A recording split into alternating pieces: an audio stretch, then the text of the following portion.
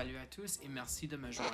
Je m'appelle Daniel. Certains d'entre vous ne savent peut-être pas que je suis français et depuis que je passe en revue l'un de mes albums de Noël préférés de mon artiste canadienne préférée, Céline Dion, j'ai pensé qu'il était approprié de finalement faire une revue en français. Donc cet album est sorti en 1998. L'album à Céline a également vendu plus d'exemplaires dans sa première année que tout autre album de vacances par une artiste féminine. Par le mois de décembre 2005, l'album a été certifié 5 fois platine pour l'expédition de 5 millions d'exemplaires aux États-Unis. Son album, These Are the Special Times, est également l'album de Noël le plus vendu aux États-Unis par un artiste né hors des États-Unis. Par novembre 2019, il s'agit le 4e album de Noël le plus vendu aux États-Unis avec des ventes de 5,6 millions d'exemplaires. Il s'est vendu à 12 millions d'exemplaires autour du monde et est l'un des albums de Noël le plus vendu jamais, le 8e pour être exact. J'adore cet album en entier, mais s'il fallait que je choisisse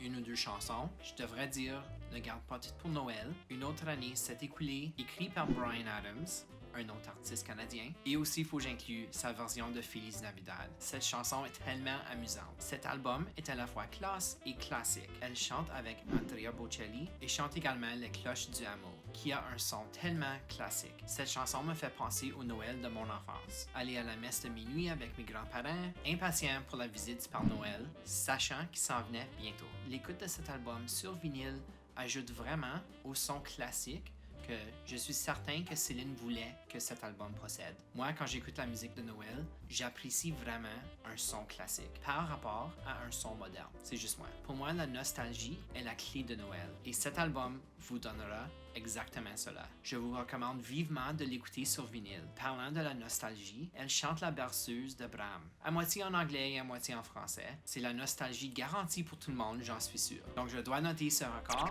5 sur 5 records. Donc moi-même, je possède environ la moitié des albums de Céline sur vinyle et ses pressages sont toujours de grande qualité. Je veux dire, avec une réputation que Céline a dans l'industrie de la musique, vous savez avec certitude qu'elle ne sortirait rien qui n'est pas à la hauteur de sa réputation. Donc je vous remercie beaucoup d'avoir regardé et si vous aimez mon vidéo, assurez-vous de vous abonner, d'aimer et de partager. Je suis Dan et je vous souhaite un joyeux Noël et des bonnes fêtes de fin de l'année.